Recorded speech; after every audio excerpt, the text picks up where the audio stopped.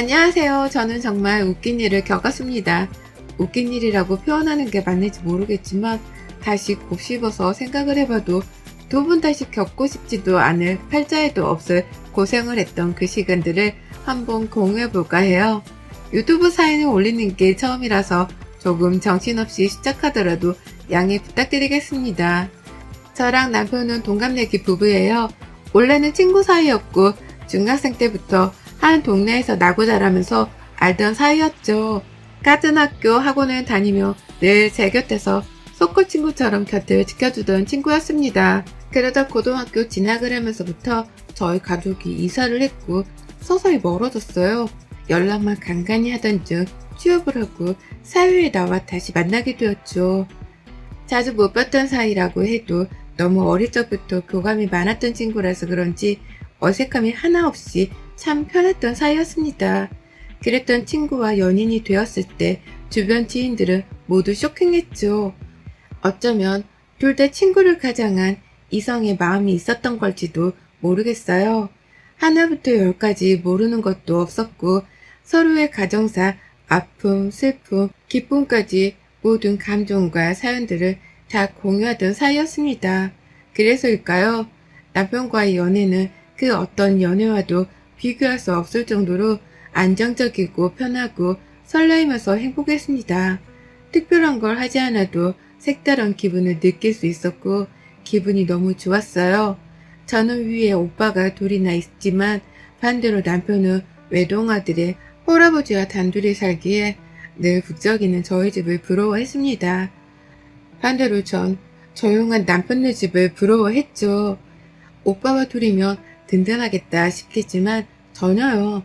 현실 남매였던 저희 집은 오빠 둘도 서로 엄청 싸웠지만 저까지 포함해서 셋이 지지고 볶고 무진장 싸우며 살았습니다. 서로 나이차도 얼마 안 나기 때문에 거의 심심하면 싸웠던 것 같아요. 그래서 전 늘 다짐했던 게 추후에 결혼을 하면 딱 외동으로 낳거나 돌만 낳아서 잘 키우자 싶었습니다. 반대로 또 남편은 능력껏 정해두지 말고 잘 낳아서 키워보자는 주의였죠. 저희 부모님은 맞벌이로 늘 바쁘셔서 집에 안 계셨고 시부는 외동아들을 키우셨지만 과묵하지도 않으신 그저 따뜻한 아버지셨습니다. 엄마 못지않게 다정하셨고 음식도 어찌나 잘하시는지 어릴 적 저희 집이 아닌 남편네 집에 가서 밥을 얻어먹곤 했으니 말이죠. 그래서 저희가 연애를 한다고 했을 때 시부는 너무 반가워하셨고 축하를 해주셨습니다. 저희 부모님은 남편의 존재를 잘 모르셨지만 시부는 절 기억하셨죠. 어려서부터 자주 만났으니 말이죠. 그렇게 연이 이어져 결혼까지 하게 되었습니다. 결혼 후 잘 살고 있었어요. 문제랄 것도 딱히 없었습니다. 그런데 홀로 계신 시부가 저도 마음이 쓰였는데 남편은 오죽했을까요? 그토록 따뜻하고 다정하신 아빠께서 홀로 계시는데 말이죠. 내내 마음이 쓰여 자주 찾아가고 놀러가곤 했었습니다. 그러던 중 시부가 고혈압에 당뇨 진단까지 받고 디스크까지 오면서 몸이 전체적으로 너무 힘든 상태가 되셨어요. 거동이 어렵거나 그 정도는 아니지만 홀로 계시기엔 저희가 걱정되더라고요. 또 워낙에 잘해주셨기에 아무래도 학과를 해서 함께 사는 게 좋겠다 싶어서 어려운 결정이지만 저희 집에 모시고 오게 되었습니다. 처음에 저희 집에 함께 살자고 제안을 했을 때 시부가 싫다고 하셨죠. 아버님, 저희가 생각을 해봤는데요. 저희 집이 작은 것도 아니고 아버님 혼자 계시기도 적적하고 건강도 그렇고 겸사겸사 이참에 저희 집에서 함께 사시는 게 좋을 것 같은데 어떠세요? 아유, 그게 뭔 소리냐. 다 늙은 시애비를 뭐하러 모시고 살아. 발자에도 없는 고생을 뭐하러 하려고 해. 마음만으로도 충분하니까 걱정 말아라. 내가 밥을 혼자 못해 먹는 것도 아니고 마누라 없이 산 세월이 훨씬 긴데 뭔 걱정이야. 니들만 잘 살면 그게 효도야. 아니에요. 아버님이 이렇게 따로 계시는 것 자체가 하루도 마음이 편치 않아서 그러니까 아버님 저희랑 같이 살아요. 그래 아빠 같이 살자. 아빠 말대로 시어른 모시고 사는 게 쉬운 건 아니지만 이 사람이 먼저 그러자고 한 거니까 이 사람 의견도 존중해줘야지. 네, 진짜 제가 먼저 그러자고 한 거예요. 아버님, 저희 이제 애기도 낳으면 봐주고 맛있는 것도 해주세요. 내가 다 늙어서 자식 새끼랑 며느리 고생까지 시키고 참 면목이 없네. 그런 말이 어딨어요, 아버님. 절대 그런 거 아니니까 그런 말씀 하지 마세요. 그렇게 아버님과 합가를 하게 되었습니다. 아버님과 합가를 하는 동시에 또 제가 임신을 했어요. 겹경설하며 축하 파티도 가족끼리 가볍게 했고, 아버님께서는 임신한 채 일 다니는 며느리가 안쓰럽고 미안했는지 하지 말라고 아무리 말씀을 드려도 집안일에 저녁까지 늘 차려주셨습니다. 사실 저희 친정엄마보다 더 음식을 잘하실 정도로 솜씨는 보통이 아니셨죠. 아버님은 꽃무늬 앞치마를 두르시고 퇴근하는 저희를 반겨주셨고 푸짐하게 항상 차려두셨는데 그게 참 사람 사는 것 같고 좋았습니다. 오손도손 하루 일과를 서로 털어놓으며 대화를 하면서 저녁 식사를 하는 그 시간이 가장 행복하다는 아버님을 보며 저 역시 행복을 느꼈어요. 솔직히 합가를 하고 불편한 건 딱 하나 말고는 없었습니다. 옷차림에 신경 써야 하는 부분 정도 말고는 아예 없었어요. 더 정확히 말하면 제가 더 편해졌죠. 집안 살림을 다 해주시고 반찬거리도 늘 만들어주시고 하니 제가 할 게 없었습니다. 그래서 죄송하고 감사한 마음에 용돈을 드려도 절대 받지 않으셨어요. 그러더니 어느 날은 곧 태어날 손주 앞으로 그 용돈 다 모아두라고 하시더라고요. 참 멋지신 분이고 대단하신 분이다 싶었습니다. 이렇게 좋으신 분이 왜 짝을 만나지도 않으시고 한평생 외롭게 사셨을까 하는 생각은 내내 들었죠. 시모가 불의의 사고로 남편이 초등학생 때쯤 갑자기 돌아가신 후 내내 시부는 홀로 남편을 키웠습니다. 어떤 여자도 만나지 않았다고 하세요. 시부를 지키지 못했다는 죄책감도 있으셨고 엄마 없이 크게 하는 남편에게도 너무 미안했다고 하셨죠. 그치만 그러기엔 너무 완벽할 정도인 시부였기에 제가 다 아쉬울 정도였어요. 시부가 건강 상태가 좋지 않으셨기에 시부 식단에 있어서는 제가 철저하게 관리를 해드렸습니다. 저희 먹는 거야 시부가 다 맛있게 해주셨지만 시부 식단만큼은 건강만큼은 제가 책임지고 관리를 했어요. 공부도 많이 했고 레시피도 많이 배우고 말이죠. 서로가 서로를 위해 늘 노력하는 모습이 참 따뜻했고 온기 넘치는 이상적인 집안이었습니다. 그래서 저희 친정 부모님도 시부를 참 좋아하셨고 많이 챙겨주셨어요.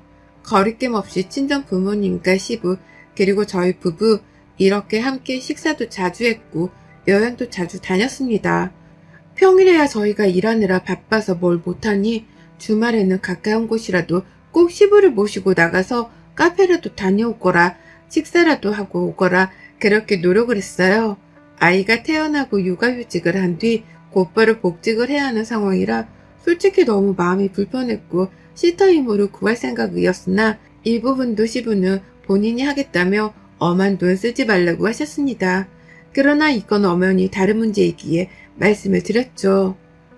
아버님 그건 아니에요. 아버님을 못 믿는 게 아니라 애 보는 게 어디 쉬운 일도 아닌데 건강도 안 좋으신데 어떻게 애를 보세요. 그렇게는 절대 저희가 못해요. 내가 알아서 다 할 테니까 걱정 말고 너희는 너희 먹고 살아. 얘 키우면 세상에 돈이 얼마나 드는데 한 푼이라도 아껴야지. 아버님이 봐주신다고 해도 돈 드릴 거예요. 그러니까 그냥 시터 이모님 구하는 게 좋을 것 같아요. 나한테 돈 줘라. 그러면 그 돈 그대로 우리 미나한테 줄 거니까. 시부는 완강하셨습니다.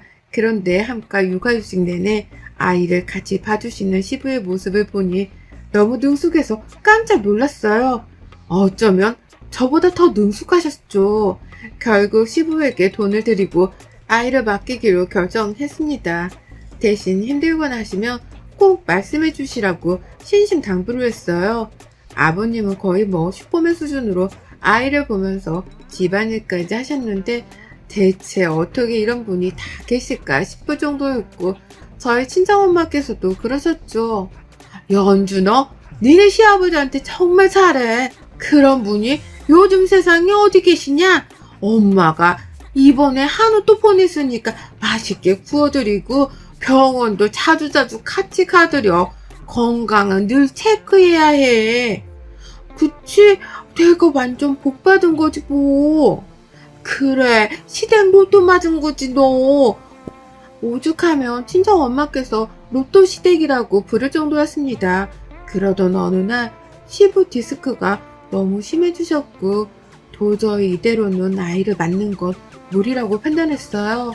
시부는 괜찮다고 고집 부리셨지만 저희 부부는 절대 안 된다고 생각했죠. 시터 이모님을 구하려 했으나 쉽지도 않았고 결국 제가 퇴사를 결정했습니다. 갑자기 전업주부가 되었고 육아만 하려다 보니 조금 갑갑하긴 했지만 아이를 온전히 볼 수 있다는 것에 행복하기도 했어요. 시부와 함께 아이를 보니 조금 더 수월했고 시부와 시간을 많이 보내니 더 좋아하셨습니다. 내내 집에서만 계시던 시부였는데 어느 날부터인가 친구를 만난다며 외출을 많이 하셨고 처음에는 적극적으로 코디까지 해드리며 놀다 오시라 했죠. 그런데 만취해서 오실 때도 있고 생전 그러신 적이 없는데 외박도 하시고 뭔가 많이 변하셨습니다. 초기 떠왔던 게 친구가 아무래도 여자가 생겼구나 싶었어요. 그래서 실적 시부를 떠봤는데 절대 아니라며 강한 부정을 하셨죠. 강한 부정을 하시니 오히려 더 수상했습니다. 여자분이 생겼다는 걸 확신했고 쑥스러워 말씀을 못하실 수도 있다고 생각해서 그 뒤로는 캐묻거나 하지 않고 잘 다녀오시라고 말씀드리고 별말을 하지 않았어요. 어느 날은 주말에 친구분과 여행을 가기로 했다며 부랴부랴 나가셨는데 저희도 마침 장보러 나가려던 참이라 근처까지 태워다 드린다고 했더니 손사래를 치셨죠. 저희가 장보러 나가는 줄은 모르셨고 그냥 나간다고만 알고 있던 시부를 마트에서 우연히 딱 마주쳤네요. 옆에 팔짱 끼고 있는 여자분과 말이죠. 뒷모습을 보고 남편과 함께 한박 웃음을 지으며 대박을 외치며 말했어요. 대박! 아버님 맞죠? 거봐, 여자 생겼다고 했지 내가? 와, 진짜네? 아니 근데 좀 젊은 것 같은데? 그렇게 꾸미셔서 그렇겠지? 모른 척 하고 있다가 말씀해 주시면 축하해드리자. 그래. 그런데 뒤를 딱 돌아보는 시부와 그 옆에 팔짱 낀 여자를 보고 남편과 저는 사색이 되고야 말았죠. 옆에 있는 여자는 아무리 높게 봐도 정말 아무리 동안이라 해도 저랑 나이차가 얼마나 보이지 않았습니다. 연하 정도가 아니라 대체 이게 무슨 일인가 싶었죠. 남편과 저는 충격을 받아서 그대로 집으로 돌아왔고 한참을 멍하니 있다가 설마 했어요. 정말 동안인 거겠지. 이건 아니지. 우리 또래는 아니겠지. 라며 주절주절했죠. 저희 부부가 고민했던 건 이걸 시부께 먼저 털어놓을까, 모른 척하고 있을까 였는데 아무래도 그 여자에 대해서 빨리 알아보는 게 좋을 듯 싶어서 아는 척을 하기로 결정했고 여행길에서 돌아오신 시부께 말을 했습니다. 아빠, 어제 우리도 마트 갔었거든? 그래서 우연히 두 분 마주쳤는데 너무 어려 보이시던데? 그래? 언제 곧 니들에게 말하려고 했는데 진지하게 교제하는 사람 있고 그 사람이랑 정식으로 혼인하고 살려고 한다. 네? 아버님, 진중하게 생각하신 거죠? 그래, 내가 몇십 년을 혼자 살다가 혼인을 생각한 건데.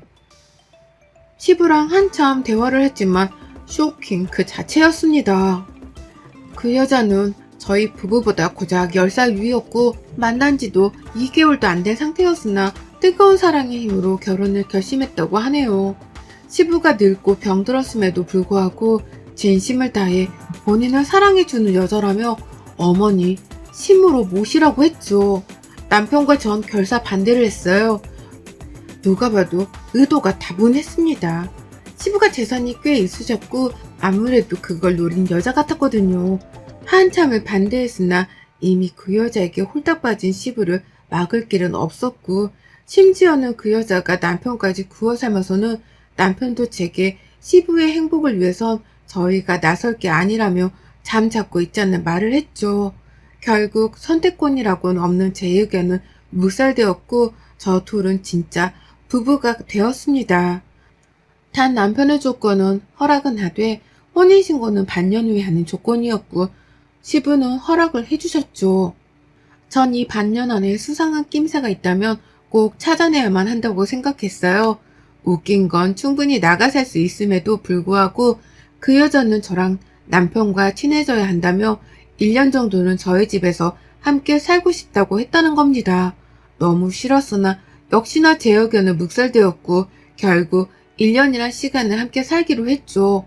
어차피 그 안에 저 여자의 정체를 꼭 밝혀서 내보낼 생각이라 1년은 생각도 하지 않았습니다.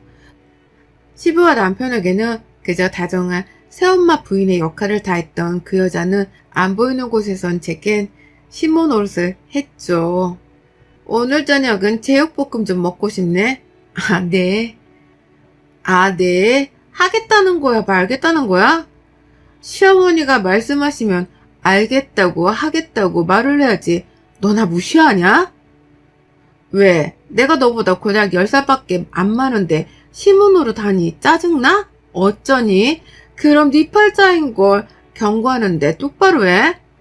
네라고 대답한 게 하겠다는 거 아니겠어요? 말대답. 어디서 시어머니한테 말대답이야? 너 나 무시하냐고.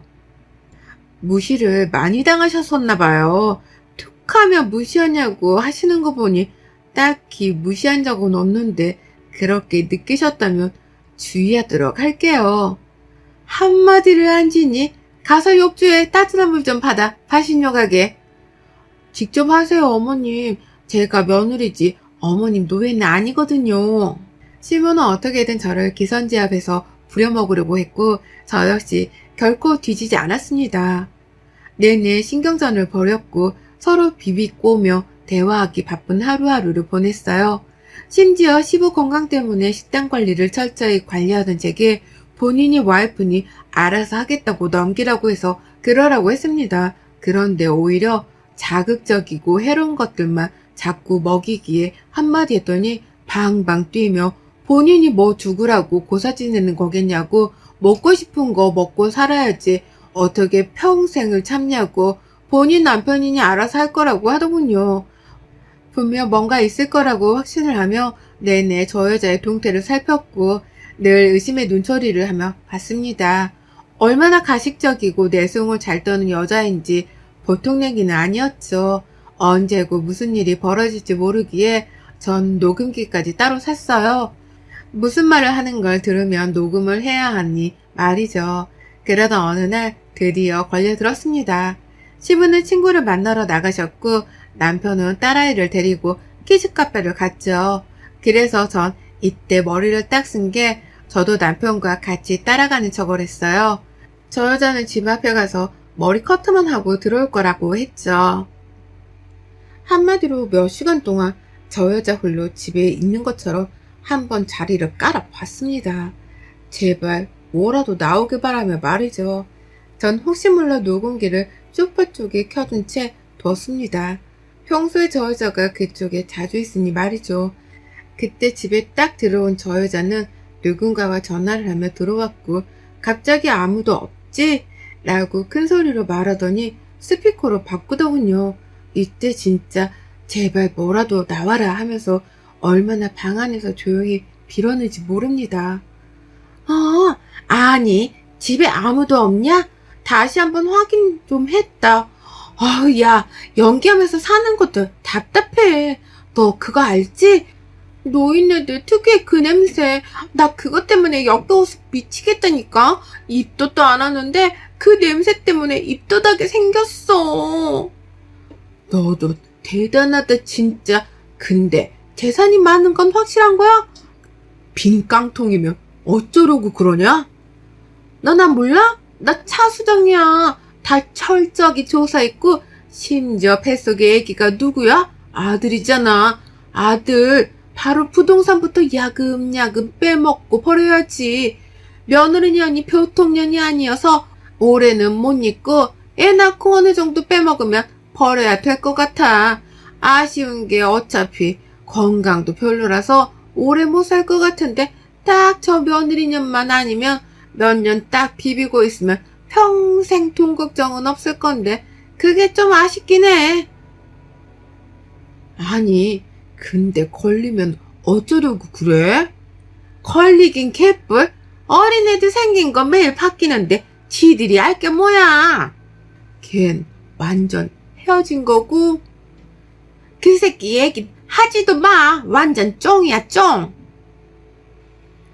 놀라운 그 자체였고 드디어 본색이 뭔지를 알아냈고 증거까지 찾았죠. 전 한참 후에야 자고 일어난 척하고 방에서 나갔고 시문은 깜짝 놀랐지만 왜요? 라고 하며 태어난 척 연기를 했습니다. 그리고 시부에게 따로 찾아가 녹음기를 들려주며 사실을 말했고 재산이고 돈이고 절대 한 푼도 주지 말라고 했죠. 남편에게도 일러뒀습니다. 당장이고 쫓아낼 수야 있었지만 그럼 시원하지 않잖아요. 그래서 좋아하는 돈 마음껏 쓰게 했어요. 다른 남자애를 갖고 시부 재산까지 노리는 파렴치한 더러운 저 여자를 최악의 거짓골로 내쫓기로 했죠. 조용히 기다리니 임신했다며 축하를 원했고 모두 연기하며 축하를 해줬습니다. 그러니 슬슬 시부에게 태어날 아기를 위해 뭘 해달라 요구를 하기 시작했고 시부는 그래라 당신 카드 있지 않냐고 다 사라고 마음껏 그렇게 말했죠. 그러자 그 여자는 본인 앞으로 사실 빚이 있는데 이것도 좀 부탁할 수 있냐고 하더군요. 그래서 그렇게 하자고도 했다고 합니다. 왠지 이렇게 말하면 대출을 더 받을 것 같았거든요. 역시는 역시인 게 그 여자는 최대한으로 대출을 정말 다 받아서 사치란 사치는 다 부리고 다녔고 카드 역시 쓸 수 있는 만큼 쓰고 다녔죠. 그렇게 딱 한 달 뒤 카드값 대출이자를 내야 하니 시부에게 돈을 달라 했고 그때 앉혀서 녹음기를 들려주고 제가 말했어요. 어디서 거지 같은 더러운 게 굴러들어와서는 너 사람 잘못 봤어. 네 그 정도 수준으로 감히 우리 집안을 상대하려고 했어?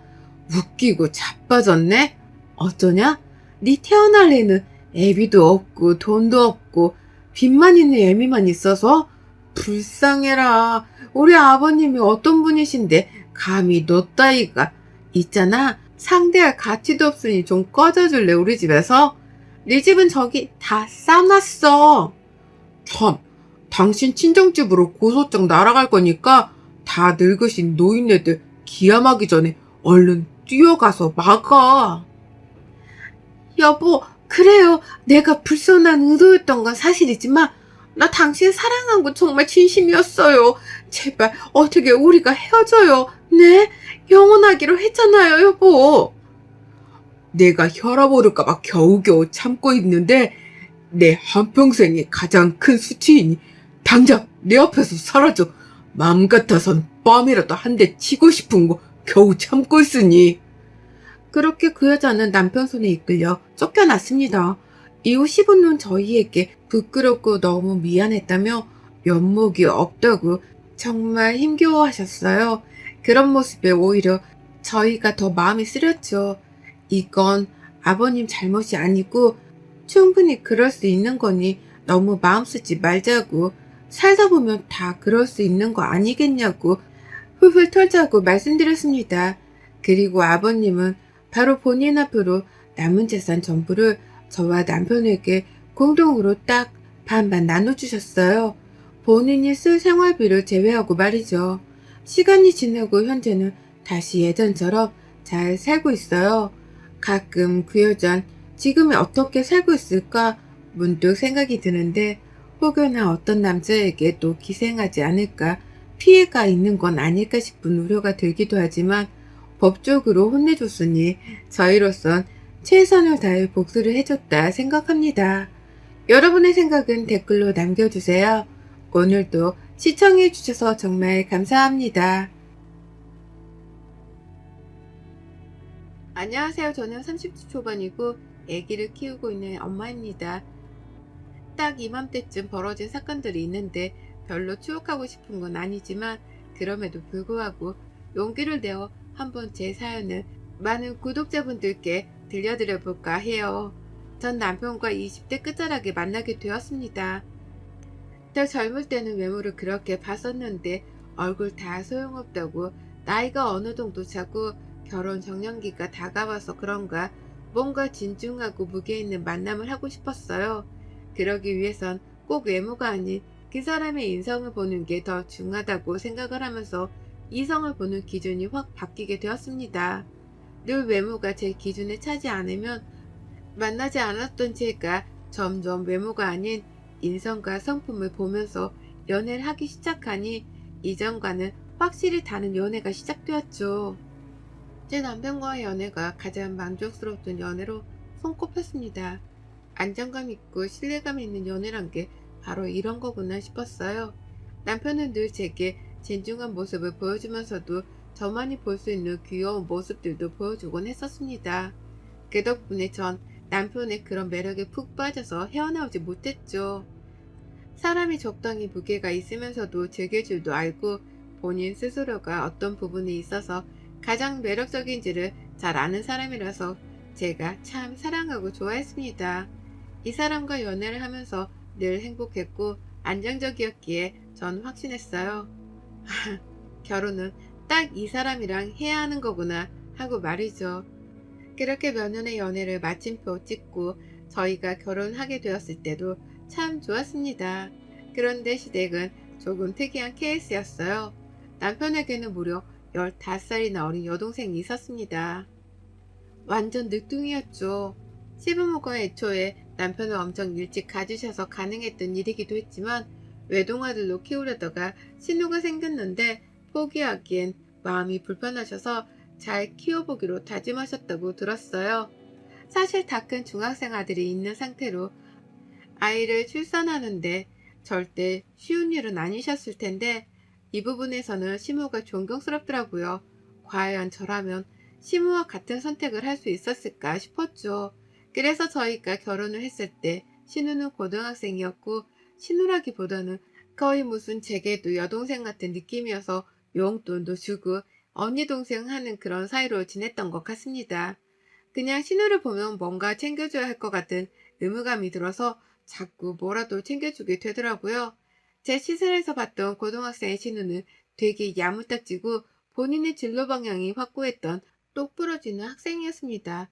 그래서 확실히 성공할 거라고 늘 그렇게 생각했었고 신우에 대한 걱정은 전혀 해본 적이 없었어요. 단 시댁에 대한 걱정은 하나 있었는데 시부가 지병을 앓으시다 일찍 돌아가셔서 시댁 식구라곤 어린 신우와 시모 이렇게밖에 없었습니다. 그렇다 보니 형편이 넉넉하지 못했고 신우 뒷바라지 하기에는 시모 여건이 턱없이 부족했어요. 저랑 결혼하기 전에는 남편이 이런 상황이었기에 함께 도왔다고 합니다. 그러나 결혼을 하고서는 도울 수 없는 상황이 되었고 시모가 꽤나 막막했는지 남편에게 슬며시 말을 건넸더라고요. 이걸 어느 날 소주 한잔 하자며 분위기를 잡더니 남편이 어렵사리 제게 말을 꺼냈습니다. 여보, 내가 부탁 아닌 부탁을 해야 할 것 같아서 오늘 술 한잔 하자고 한 거거든. 당신도 알겠지만 우리 집 형편이 뭐 좋은 것도 아니고 진주 이제 대학 다니면서 돈도 너무 많이 두고 하다 보니까 엄마가 너무 힘드신가 봐. 거기다 지금 엄마가 관절도 아프셔서 하던 일도 풀근무해서 파트타임으로 바꾸시고 돈벌이가 어려운 상황이더라고. 그래서 내가 적어도 진주 졸업할 때까지는 도와줘야 할 것 같은데 어쩌지? 정확히 매달 얼마씩 도와줘야 하는 거야? 많을수록 좋은 건데. 그렇겠지. 근데 여보, 우리 집 일 아니라고 쉽게 말하는 거 절대 아니니까 서운하게 듣지 마. 당신이랑 나랑 결혼을 했고 우리도 애기도 꼭 가질 거고 그럼 나 육아 일찍 해야 하고 얘 어린이집 보낼 때까지 최소 몇 년은 나 일 못하잖아. 그럼 당신 외벌이로 먹고 살아야 하는데 우리도 돈을 어느 정도는 모아야 하지 않겠어? 우리가 여유 있는 것도 아닌데 도울 수 있는 상황이 아니잖아. 솔직히 말해서 대학 다니면서 알바하는 친구들도 많고 아가씨가 직접 벌어서 용돈이든 생활비 정도는 보탤 수 있잖아. 진주가 알바를 하면 공부를 언제 하겠어. 그건 아니지. 그래, 당신 말도 이해하는데 그래도 상황이 너무 안 좋아서 그렇지 뭐. 이렇게 하자 어머니께도 확실히 말씀드려. 우리가 애기 생기기 전까지 매달 50만 원씩 용돈 드린다고 해. 아직은 맞벌이니까 가능하지만 애기 생기고 그럼 우리 또 빠듯해서 어렵다고 확실하게 딱 말씀드려. 내 앞에서 지금. 결국 남편의 아쉬운 소리를 모른 척 할 수는 없어서 매달 50만 원씩 용돈을 드리기로 했습니다. 솔직히 전 이해가 안 가는 부분들이 많았어요. 신우는 단 한 번도 알바를 해본 적이 없었던 게 남편도 심어도 어린 게 무슨 일을 하냐고 끼고 사는 편이었죠. 그러다 보니 신우는 애초에 본인이 일을 해서 돈을 벌 생각을 전혀 하지 않았습니다. 이뿐이면 다행인데 심지어는 시모였죠. 그나마 늦둥이 자식 키우려면 시모라도 정신 차리고 열심히 벌어먹고 살 생각을 해야 하는데 시모는 이래저래 핑계거리들을 늘어놓으면서 점점 일하는 시간을 줄였고 결국 하루에 몇 푼 벌지도 못하는 수준으로 벌기 시작했습니다. 그러다 보니 시댁이 돈 때문에 허덕이고 쪼들리는 건 너무 당연한 일이 되어버렸어요. 이런 와중에 저희 부부는 원래 계획대로 아이를 가지게 되었습니다. 그런데 웃긴 건 임신과 동시에 용돈은 없다고 해서일까요? 시모는 임신을 달가워하지 않았고 뭐가 그리 급해서 벌써 애를 가졌냐고 오히려 타박을 하시더군요. 황당하기 짝이 없어서 말이 나오지 않았지만 그저 그러려니 했던 것 같습니다. 임신을 한 상황에서도 막달까지 꾸역꾸역 출근을 했고 돈을 열심히 아끼며 모았어요. 이 와중에 혹여나 남편이 저 몰래 시댁에 돈을 보내거나 할까봐 신뢰를 잃는 행동을 할까 걱정이 되어서 아이의 돈 관리를 제가 하기로 했습니다. 그렇게 10달 내내 제가 돈 관리를 하면서 시모에게 갖은 잔소리를 들어야만 했죠. 시모는 이유 없는 욕을 했습니다. 근거가 있는 타당한 욕이라면 제가 이해라도 하겠지만 그저 제가 마음에 들지 않고 짜증나서 욕하고 싶으니 아무런 이유를 갖다 붙여 제게 욕을 하는 거예요. 예, 너처럼 그렇게 아끼면서 살면 사람들이 욕한다 욕해. 적당히 좀 하도록 해라. 어머님, 솔직히 전 아끼는 정도는 아니죠. 적당히 쓰려고 노력을 하는 거죠. 워낙 미천이 없어서 모을 수 있는 때라도 모아야 할 것 같아서요. 인생 어떻게 될지는 모르는데 안 그래요? 그래, 경제관님이 아주 그냥 똑 부러져서 좋겠다 너는. 그나저나 돈 관리는 각자 하지 뭐하러 네가 다 하니? 요즘 젊은 부부들은 다 각자 한다고 하던데. 그거야 부부마다 다 다른 거죠. 그니까 왜 네가 하냐고. 우리 아들이 번 돈까지 왜 몽땅 네가 가져가서 관리를 하냐고. 시모는 심각했어요. 저 정도의 말은 귀여운 애교 수준이었고 그저 제게 어떻게든 욕이 하고 싶고 안달이라도 난 사람처럼 심각할 정도로 괴롭히기 시작했죠. 특히나 돈 관련해서는 더더욱 심각했던 게 제가 돈 관리를 시작하면서부터 본인에게 아예 돈이 올 방법이 없다고 생각해서 그런 건지 더욱 심했습니다. 안 그래도 임신한 후 몸도 힘들고 이전보다 더 예민해져서 짜증지수도 높아졌는데 시모까지 저러니 더 힘들었어요. 시모는 전화나 카톡으로도 하루에도 몇 번씩 신세한탄도 늘어놓곤 했습니다. 보통 다 이런 식이었죠. 뭐하냐, 일이 바쁘냐고 물어보셔. 그렇다, 뭐 괜찮다고 대답을 하면 사는 게 의미 없다며 숨만 쉬어도 배가 고픈 것도 싫고 배가 고픈데 먹을 것도 없는 게 싫고 먹을 것 살 돈이 없는 게 서럽다는 식으로 제게 매일같이 이런 연락을 하셨습니다. 보고 돈 한 푼이라도 보내라는 거죠. 매정하다 하실지 모르겠지만 처음 몇 번은 저도 진심으로 시댁에 좋은 음식들, 좋은 것들 많이 가져다 드렸습니다. 그러나 뒤에서 이딴 걸 왜 주냐, 한우고 나발이고 돈이나 주지라는 뒷말을 하는 걸 들은 후부터 절대 아무것도 주지 않아요. 어차피 뭘 줘도 돈이 아니면 욕먹을 게 뻔하고 하나를 주면 그걸로 만족할 리가 없다는 걸 누구보다 잘 아니까 애초에 모른 척 합니다. 그렇게 임신한 10달 내내 스트레스를 인생에서 가장 많이 받았지만 아이는 무사히 버텨주었고 건강하게 출산했어요. 출산과 동시에 전 퇴사를 했고 3, 4년 정도는 집에서 전업주부로 살기로 했죠. 남편도 저도 이 기간에 아이를 다른 사람 손에 맡기는 건 결사 반대였거든요. 산후조리원에도 2주 정도 있고 싶었지만 한 푼이라도 아끼자는 마음으로 일주일만 있다 나왔는데 있었나 싶었을 정도로 눈 깜짝할 사이에 지나간 조리원 천국의 맛을 아주 잠깐 보고 집에 돌아왔습니다. 그렇게 육아헬이 열렸고 애기랑 매일 지지고 볶으며 살고 있었어요. 아이를 키우다 보면 별의별 일대로 돈을 정말 많이 쓰게 된다는 걸 아실 건데 진짜 돈이 많이 들더라고요. 주변에서 하도 많이 들은 소리라 많이 들겠지 싶긴 했지만 이렇게 많이 들 줄은 솔직히 몰랐습니다. 그러다 보니 제게 쓰는 돈을 줄이게 되었고 그저 남편과 딸아이에게만 퍼주게 되더라고요. 전 어차피 집에서 애나 보는 엄마인데 돈 쓸 일이 뭐가 있겠습니까? 이런 생각으로 살았습니다. 그리고 제게는 비상금 통장이 하나 있었는데 이건 결혼할 때 남편에게도 비밀로 했던 통장이에요. 애초에 결혼할 때도 제가 집도 그렇고 돈을 많이 보탠 상황이기도 했고 살다 보면 어떻게 될지도 모르니 늘 비상금은 꼭 누구든 있어야 한다고 생각을 하거든요. 이게 저한테 쓸 수도 있는 거고 저희 친정집에 일이 있을 때는 남편에게 아쉬운 소리 하지 않고 쓸 수도 있는 거니 말이죠. 그래서 비상금 통장은 몰래 숨겨두고 살았습니다. 어떻게 보면 현명한 거고 어떻게 보면 나쁜 거지만 전 나빠도 소중히 돈을 어느 정도 쥐고 있는 게 맞다고 생각해요. 특히나 경제관념이 부족한 배우자랑 산다면 말이죠. 아이 낳고 육아로 정신없다는 여러 핑계들로 시댁에 가는 걸 꺼려했고 그러기도 얼마 안 된 시점에 시댁에 큰 폭탄이 떨어지고야 말았습니다. 막 대학에 진학했던 신우가 임신을 했다는 거죠.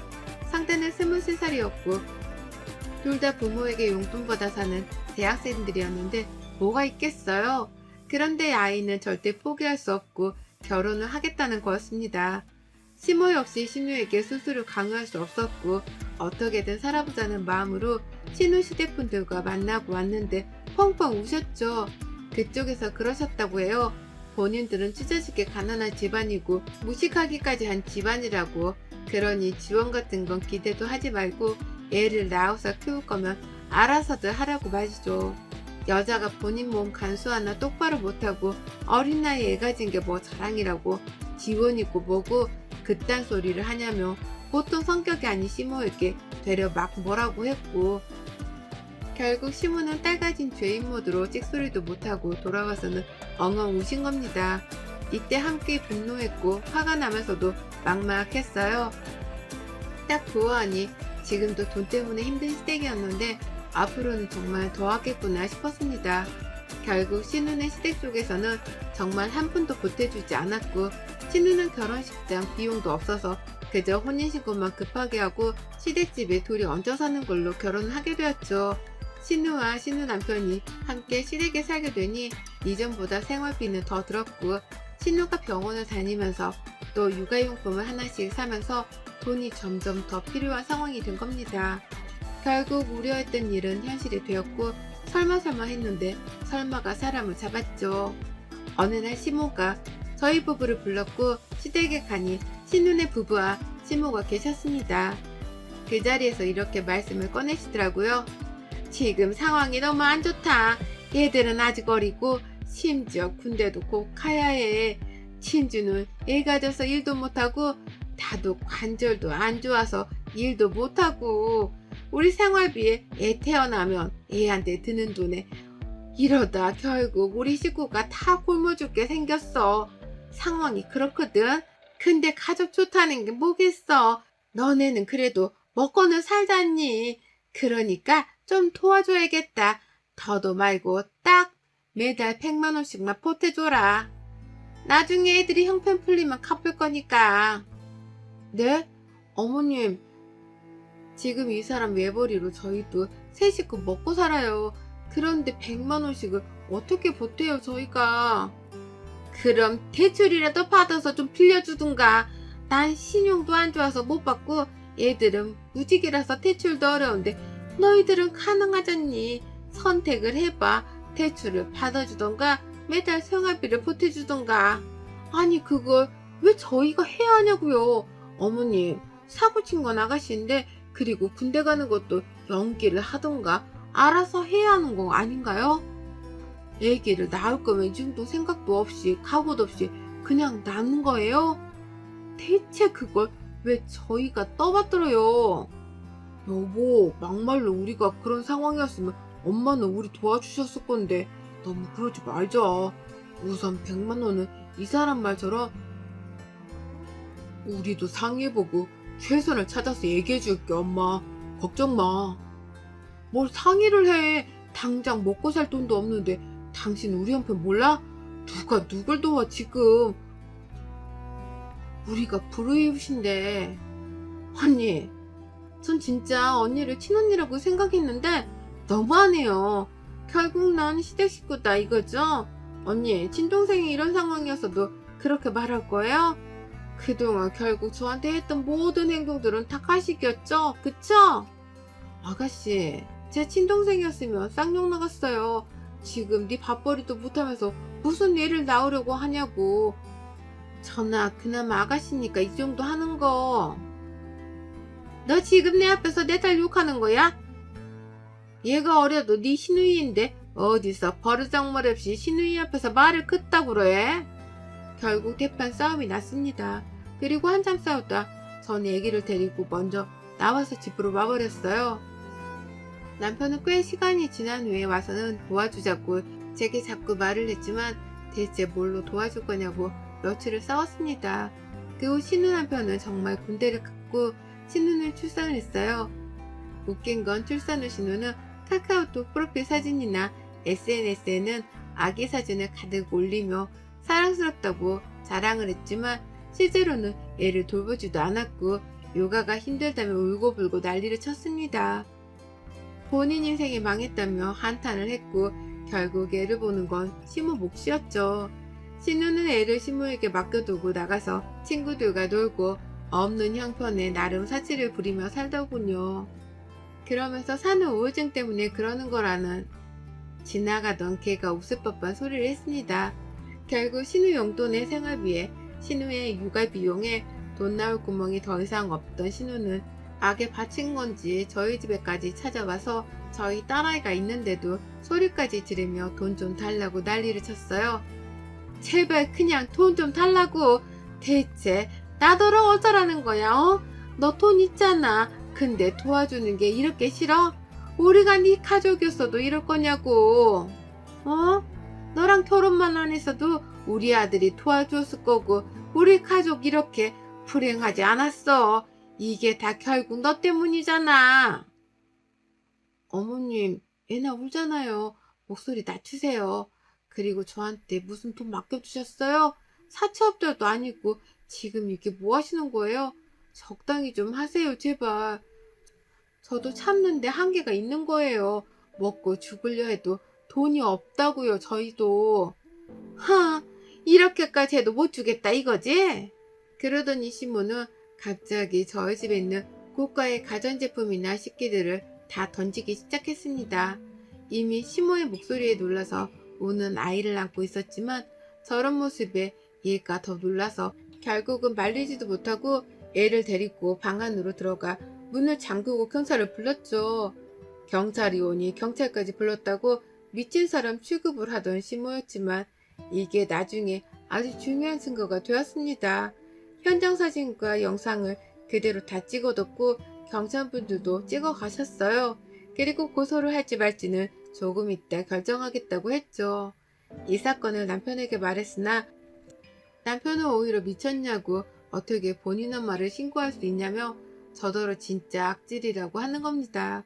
딱 여기서 갈팡질팡하던 마음을 싹 정리했고 마지막 최후의 수단과 증거를 남기기 위해 남편을 데리고 시댁으로 향했어요.